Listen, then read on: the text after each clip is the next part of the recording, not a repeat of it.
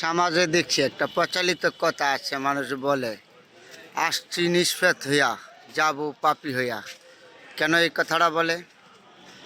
একজন মানুষ জন্মের পরের থেকে তার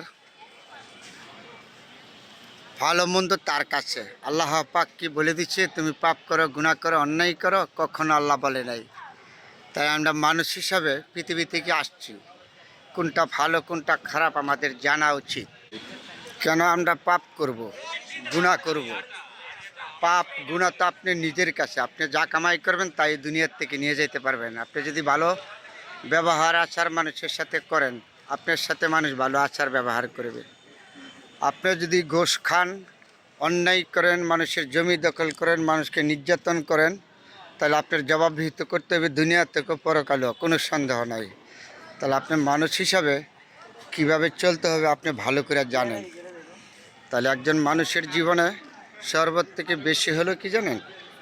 সবার সাথে আচার ব্যবহার সুন্দর, হালাল হারাম চিন্না খাওয়া, সত্যকে সত্য বলা, মিথ্যাকে মিথ্যা বলা, খারাপের সঙ্গ ত্যাগ করা, ভালোভাবে চলা, আল্লাহর যে নির্দেশগুলি, রোজা, নামাজ, হজ, জাকাত, এগুলি আপনার দিতে হবে। যদি আপনি জাকাত দেওয়ার যোগ্যতা থাকে দিবেন, হক আদায় করার যোগ্যতা থাকলে আপনি আদায় করবেন, সেটা হলো আপনার ব্যক্তিগত ব্যাপার। যদি আপনার যোগ্যতা না থাকে তাহলে আপনি জাকাত দিবেন কেমনে, এটা হলো আপনার বুঝতে হবে। তাহলে পৃথিবীটা অনেক সুন্দর, আগে আপনার সুন্দর হইতে হবে। কিভাবে? এক নম্বর হলো আপনার জন্মের পরের থেকে আপনার যে শিক্ষা, আপনি মুসলিম হন, বৌদ্ধ হন, খ্রিস্টান হন, তাতে বড় কথা না। আপনি মানুষ, পৃথিবীতে আসছেন রক্ত মাংস নিয়ে। রক্ত মাংস মানুষই, আপনি কেন আরেকজনের মানুষের মাথায় আঘাত করবেন, আরেকজনের জমি দখল করবেন, ঘুষ খাবেন, মানুষকে নির্যাতন করবেন, মিথ্যা কথা বলবেন, অসৎভাবে চলবেন? এটার দায় কি আল্লাহ নেবে? এটার দায় তো আপনার জবাব করতে হবে। তাহলে আপনি কোনটা ভালো কোনটা খারাপ আপনিও ভালো জানেন। জানি হয়তো ভুলগুলি আমরা করেছি, ভুল থেকে বেরিয়ে আসতে হইব সবার, আপনার আমার সবার। খারাপের সঙ্গ ত্যাগ করতে হবে, মিথ্যা কথা ছেড়ে দিতে হবে, মানুষকে আঘাত করা যাবে না। লাঠির আঘাত ওষুধ খেলে ভালো হয়ে যায়, মুখে কাউকে আঘাত দিলে লাঠির আঘাত থেকে বড় আঘাত, এগুলিতে বিরত থাকতে হবে।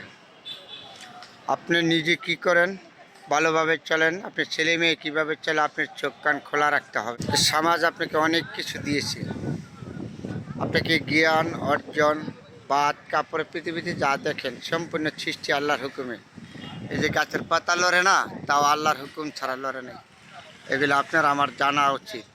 তাহলে একটা গাছের পাতা যদি আল্লাহর হুকুম ছাড়া না লড়ে, তাহলে আপনার আমার কিভাবে লড়বে? দুনিয়াতে পাঠাইছে আল্লাহ, আপনাকে নিয়ে যাবে আল্লাহ। কখন নেবে আপনিও জানেন না, আমিও জানি না। এই দুনিয়ার জমিনের মধ্যে আপনি বসবাস করবেন, থাকবেন, ছাবেন, চলবেন। এই দুনিয়ার জমি চিরদিন আপনার জন্য না। আজ আসেন কালকে নাই, আসেন না। এখন আমরা জানবার চেষ্টা করি। একজন মানুষ জন্মের পরের থেকে তার শিক্ষার শেষ নেই, জানার শেষ নেই, মৃত্যুর আগ পর্যন্ত তার জানা আছে, শিক্ষা আছে। এগুলির থেকে আমরা সতর্ক থাকবো মানুষ হিসাবে। কেন আমরা এরকম করব? একজন মানুষ আরেকজনের মাথায় বাড়ি দিব, আরেকজনের আঘাত করব, আরেকজনের রিজিক নষ্ট করব। এই রিজিক নষ্ট করাতে সর্বত্র বেশি অপরাধ মানুষকে আঘাত করা, মানুষের রিজিক নষ্ট করা। এগুলি থেকে বিরত থাকতে হইব আপনার আমার সবার। তাহলে বুঝতে পারবেন দুনিয়া থেকে শান্তি পাবেন, পরকালেও শান্তি পাবেন। এটা আমার মুখের কথা না, হাদিস কোরআনের বাক্য। সুখ দুঃখের মালিক আল্লাহ, আপনি জোর করে আনতে পারবেন না সুখ, আর জোর করে দুঃখ নিতে পারবেন না। সুখ দুঃখের মালিক একমাত্র আল্লাহ। আল্লাহ আপনাকে পাঠিয়েছে, আল্লাহই আপনাকে সুখ দুঃখ দেবে। কিন্তু ভরসা রাখতে হবে আল্লাহর উপরে, বিশ্বাস রাখতে হবে। বিশ্বাস যখন হারিয়ে যাবেন তখন পৃথিবীর সব কিছু আপনার হারিয়ে যাবে, ধ্বংস হয়ে যাবে। সর্বত্র বড় শক্তি হলো আপনার বিশ্বাস। এই যে আপনি নিঃশ্বাস নিচ্ছেন, এটা আল্লাহর হুকুম। আল্লাহর হুকুম ছাড়া একটা গাছের পাতা লড়ে না। এই যে গাছের পাতা দেখেন ঝিলমিল লড়ে, এগুলি আল্লাহর হুকুম ছাড়া লড়ে না। আপনার আমার কোনোটাই হবে না। এখন রাত্র, আবার দিন দিয়েছে কেটা আল্লাহ, রাত্র দিয়েছে, আপনিও ভালো করে যান। তারপরও কেন আমরা ভুলগুলি করি? আসেন না, ভুলগুলি থেকে আমরা বেরিয়ে যাই সবাই। সত্যকে সত্য বলি, মিথ্যাকে মিথ্যা বলি। আপনার জীবন আমার জীবন সুন্দর হবে। আবারও বলেছি, পৃথিবীটা অনেক সুন্দর, আগে আপনার সুন্দর হইতে হবে। আপনার সুন্দর না হলে হবে না। যা কিছু সৃষ্টি সম্পূর্ণ আল্লাহর হুকুমের সৃষ্টি। এই দুনিয়াদারি সম্পূর্ণ কিছু সবাই বোঝার চেষ্টা করবেন। এই দুনিয়ার চিরস্থায়ী কারোর জন্য না, আপনার জন্য না, আমার জন্য না। সবাই আমরা মানুষ, একদিন চলে যাব। ঘর বাড়ি দন দৌলত সব কিছু রেখে।